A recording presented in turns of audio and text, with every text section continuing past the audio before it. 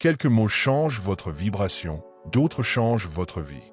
TH les a gravés dans la pierre, non pas pour être lus, mais pour être manifestés. Car ceux qui comprennent ces 13 leçons ne se contentent pas de penser différemment, ils vibrent différemment, et l'univers répond. Tout ce qui vous entoure semble solide, fixe, incontestable. Pourtant, tout vibre, votre corps, vos pensées, vos émotions, votre voix, la chaise sur laquelle vous êtes assis en ce moment, le temps qui vous enveloppe, la réalité que vous appelez vie, tout est fréquence. Et lorsque la vôtre est désalignée, rien ne fonctionne. Les rêves restent bloqués, l'esprit devient agité, le corps tombe malade.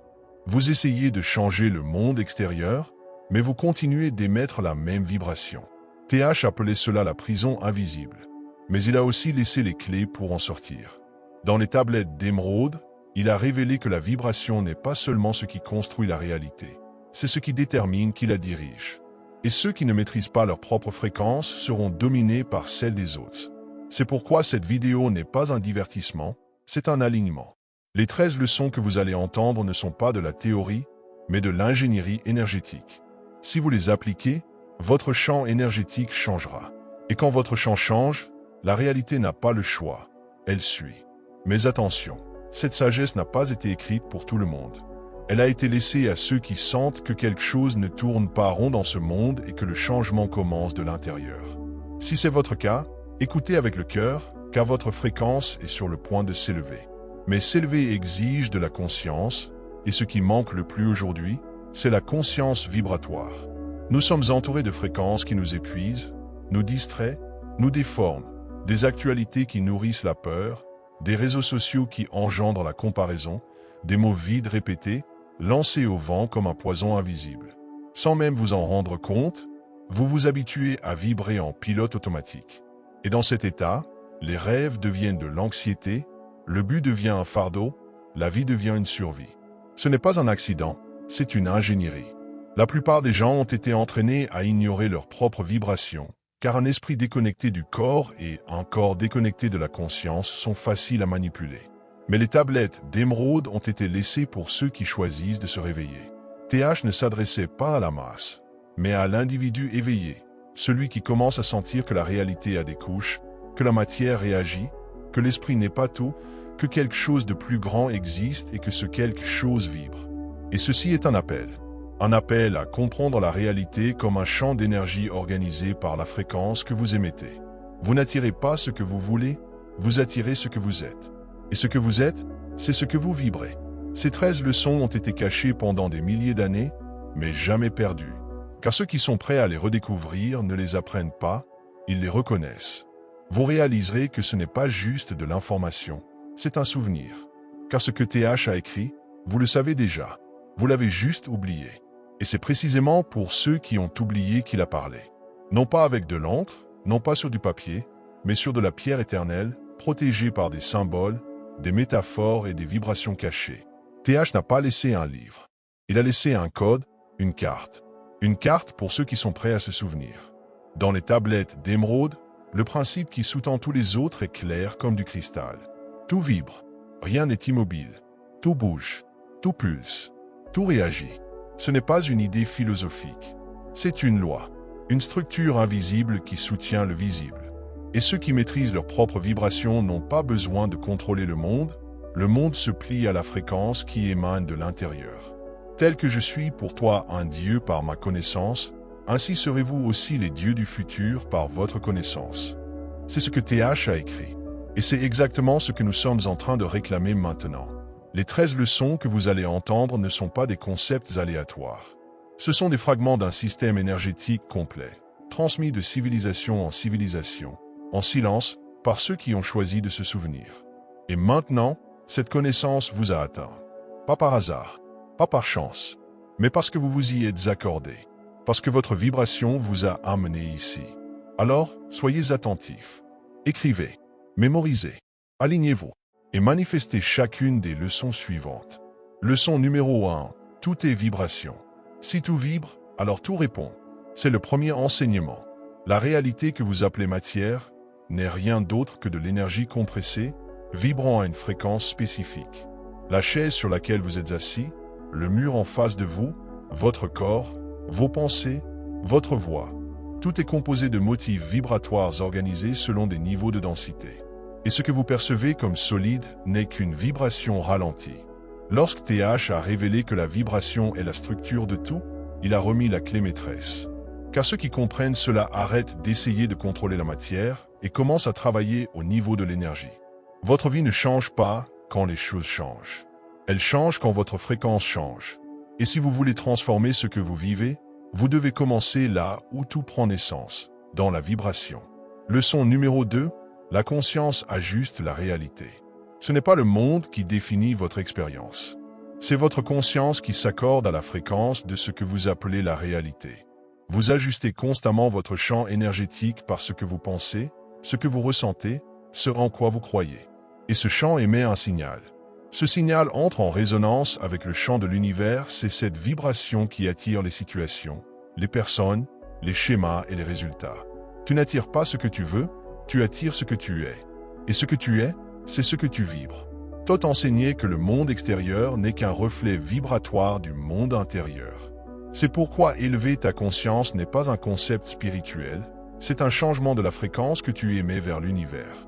Change ta conscience, change ta fréquence, et tout autour de toi devra suivre. Leçon 3. Les émotions façonnent la matière. La vibration qui impacte le plus ta réalité est celle que tu ressens. Tes émotions ne sont pas de simples réactions internes, elles sont des vagues d'énergie qui font s'effondrer ou émerger des possibilités.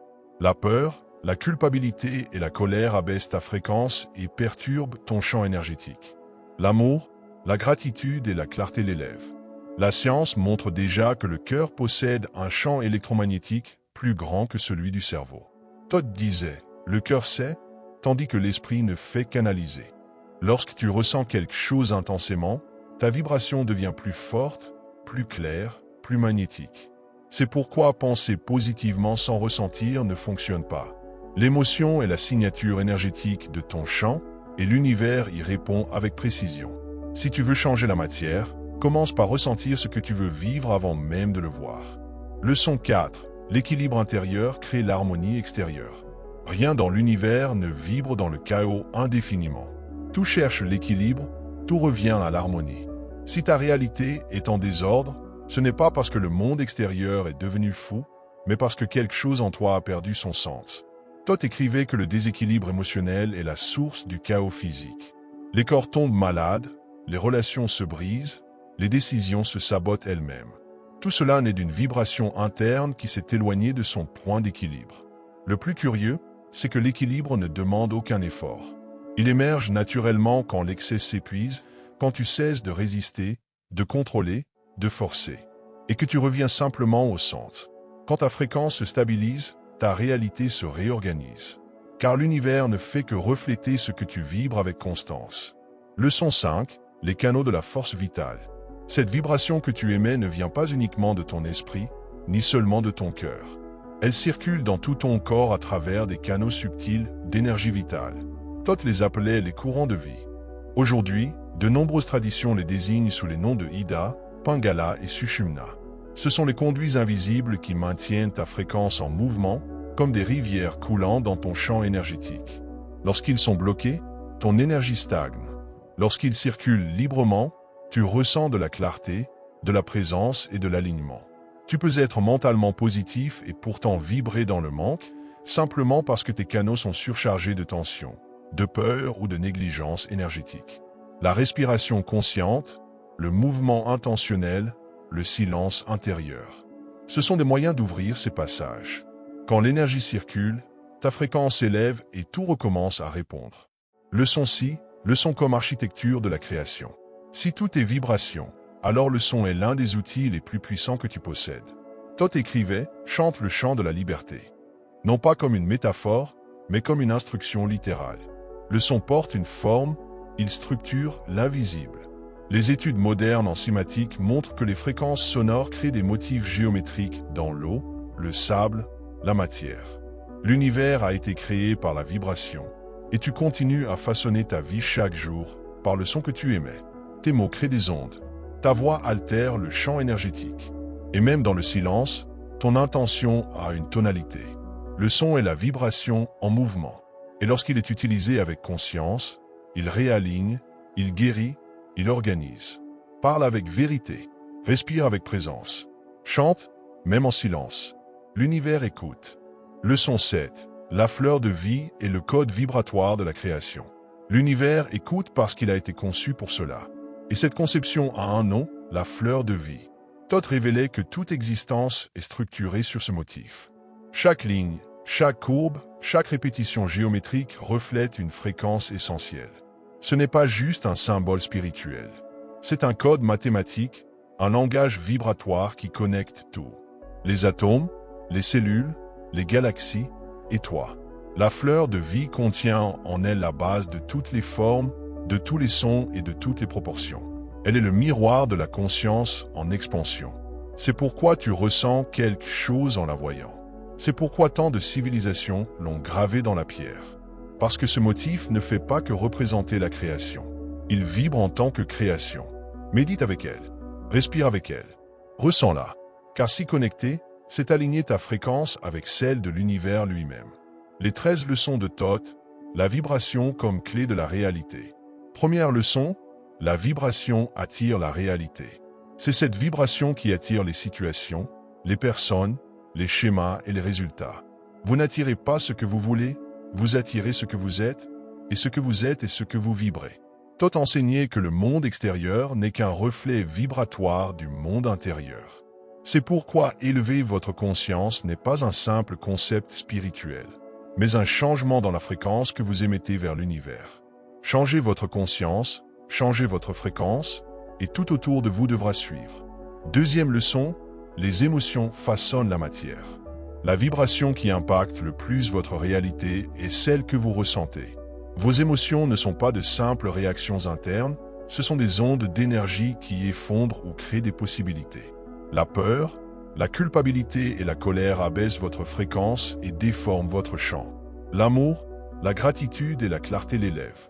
La science montre déjà que le cœur possède un champ électromagnétique plus grand que le cerveau. Thoth disait, le cœur sait, tandis que l'esprit analyse. Lorsque vous ressentez quelque chose avec intensité, votre vibration devient plus forte, plus claire et plus magnétique. C'est pourquoi penser positivement sans ressentir ne fonctionne pas. L'émotion est la signature énergétique de votre champ et l'univers y répond avec précision. Si vous voulez transformer la matière, commencez par ressentir ce que vous voulez vivre avant de le voir. Troisième leçon, l'équilibre intérieur crée l'harmonie extérieure. Rien dans l'univers ne vibre dans le chaos indéfiniment. Tout cherche l'équilibre, tout revient à l'harmonie. Si votre réalité est en désordre, ce n'est pas parce que le monde extérieur est devenu fou, c'est parce que quelque chose en vous a perdu son sens. Thoth écrivait que le déséquilibre émotionnel est la cause du chaos physique. Les corps tombent malades, les relations se brisent, les décisions se sabotent. Mais le plus curieux, c'est que l'équilibre ne demande aucun effort. Il émerge lorsque l'excès s'épuise, lorsque vous arrêtez de résister, de contrôler, de forcer, et que vous revenez simplement au centre. Quand votre fréquence se stabilise, votre réalité se réorganise, car l'univers ne fait que refléter ce que vous vibrez avec constance. Quatrième leçon, les canaux de la force vitale. Cette vibration que vous émettez ne vient pas seulement de l'esprit, ni uniquement du cœur. Elle circule dans tout votre corps à travers des canaux subtils d'énergie vitale. Thoth les appelait les courants de vie. Aujourd'hui, de nombreuses traditions les nomment Ida, Pingala et Sushumna. Lorsqu'ils sont bloqués, votre énergie stagne. Lorsqu'ils circulent librement, vous ressentez clarté, présence et alignement.